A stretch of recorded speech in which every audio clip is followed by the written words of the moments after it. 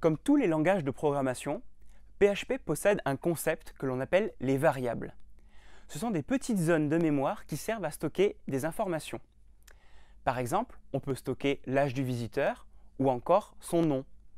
Grâce à ce principe, on peut adapter la page en fonction du visiteur que l'on est en train de recevoir. C'est un concept vraiment très important en PHP que l'on va réutiliser pendant toute la suite du cours. Donc il est vraiment très important que vous le compreniez bien. En PHP, comme dans beaucoup de langages de programmation, vous pouvez enregistrer temporairement des informations dans la mémoire. Ça sert à quoi? Eh bien, ça sert à retenir des informations, faire des manipulations dessus, des calculs et afficher un résultat. C'est vraiment la brique de base indispensable à tous les langages de programmation et on va en avoir besoin dans tout ce cours sur PHP. Alors, en quoi ça consiste? Stocker des informations en mémoire, ça s'appelle en fait stocker dans des variables.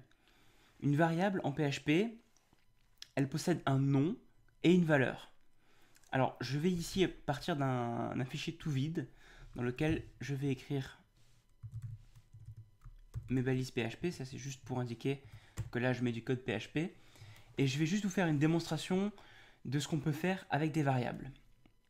Pour commencer, vous devez déclarer une variable en commençant par le symbole $, qui signifie que c'est une variable, suivi de son nom.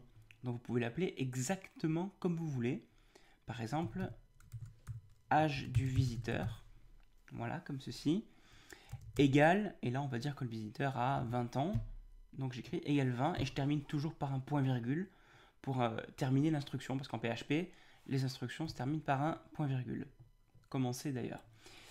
Si je l'enregistre, je vais l'enregistrer ici, en variable.php, au pluriel, tiens, hop, voilà. Là, je l'enregistre simplement pour que mon éditeur de texte reconnaisse que c'est du PHP et du coup, qu'il me fasse une coloration qui est plus facile du coup à lire. Alors, ce code-là ne fait absolument rien du tout. Il ne se passera rien, il ne s'affichera rien du tout à l'écran. Par contre, dans la mémoire, à un endroit, il y aura une variable âge du visiteur qui possédera la valeur 20.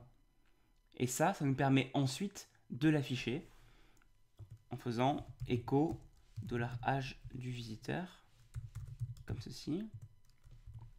Voilà. Et là, si je fais afficher cette page-là, j'aurai 20 qui s'affiche parce que echo va afficher la valeur 20, c'est-à-dire la valeur de âge du visiteur. On peut l'essayer. On va aller dans le navigateur et on va aller sur la page. J'ai appelé variable.php et vous voyez qu'il s'affiche bien 20. Si je change la valeur, par exemple je mets 10, là on va afficher directement 10. Alors plus intéressant, regardez ce qui se passe si jamais je l'appelle âge du visiteur, il vaut 10 et ensuite je change sa valeur en lui mettant 35. À votre avis, qu'est-ce qui va se passer? Qu'est-ce qui va s'afficher? Eh bien, on va le voir tout de suite. Hop, il s'affiche 35. Pourquoi? Parce que dans un premier temps, la variable âge du visiteur vaut 10. Ensuite, on lui fait changer de valeur pour lui dire maintenant tu vaux 35. Et donc quand on lui demande de l'afficher, eh bien, elle vaut 35.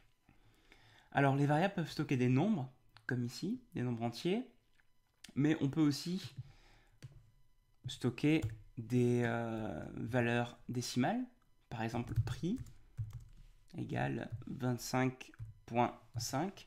Alors attention, on ne met pas de virgule mais un point pour indiquer le séparateur décimal. Et là, on aura une variable prix qui vaudra 25,5. On peut aussi stocker du texte. Là, il suffit d'ouvrir des guillemets et de dire bonjour, comme ceci. Voilà. Et là, la variable qui sera message plutôt ici, la variable message contiendra bonjour, point d'exclamation. Vous noterez aussi qu'on peut, au lieu de mettre des guillemets, mettre des apostrophes. Ici, comme ceci. Les deux techniques marchent et servent toutes les deux à enregistrer du texte. Et enfin, il existe un autre type de variable qu'il faut connaître. C'est ce qu'on appelle le booléen. Là, par exemple, cette variable, je l'ai appelée s_vrai, et elle vaut vrai, true en anglais. Et je peux aussi lui mettre la valeur faux à la place, false, comme ceci. Ça, c'est une variable qui peut contenir soit vrai, soit faux. Donc si je résume, on a des variables qui peuvent stocker des nombres entiers, des nombres décimaux, du texte, ou encore des booléens, c'est-à-dire du vrai ou du faux. Maintenant, comment faire pour afficher le texte « Le visiteur a 20 ans » en se basant sur la variable âge du visiteur? Eh bien, on peut faire comme ceci.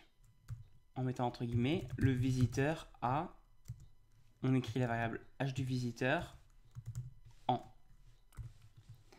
Et automatiquement, PHP va remplacer $âge du visiteur ici par sa valeur, c'est-à-dire 20. Donc on peut l'essayer.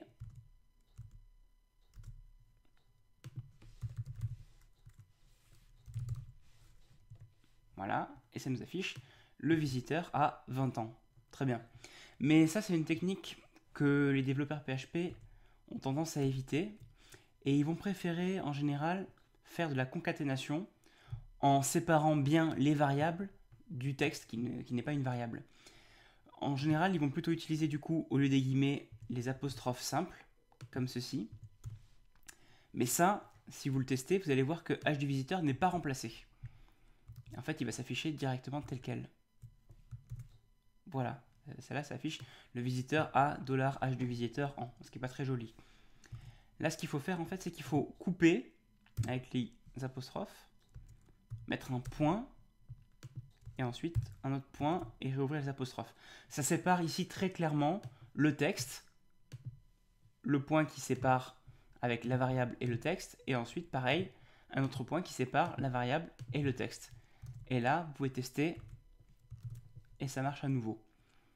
Alors, cette technique que vous voyez ici est celle qu'on utilisera le plus souvent dans le cours. Donc, je vous recommande de vous habituer à ça.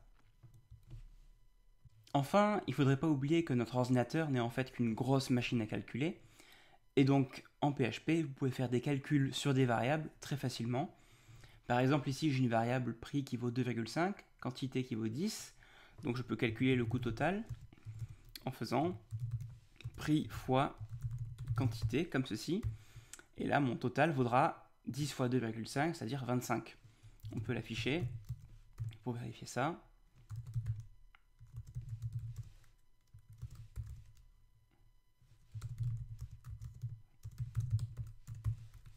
Voilà, ça devrait afficher cela coûte 25 € en ayant fait le calcul.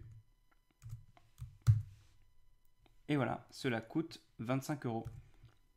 Donc avec ça, on peut faire des multiplications, on peut aussi faire des additions, soustractions ou des divisions avec le slash, ou encore des modulos, c'est-à-dire le reste de la division entière des deux nombres. Tout ça, c'est des opérations de base qu'il est très facile de faire en fait en PHP. Et il faut garder ça à l'esprit parce qu'on en aura besoin assez régulièrement, parce que mine de rien, ce genre d'opération, c'est absolument indispensable, et c'est d'ailleurs pour ça que les variables nous sont utiles, c'est qu'on peut retenir quelque chose d'un côté, retenir autre chose de l'autre, faire des calculs au milieu et obtenir un résultat. Et au fond, faire des sites web dynamiques, c'est un peu ce genre d'opération qui se passe en toile de fond.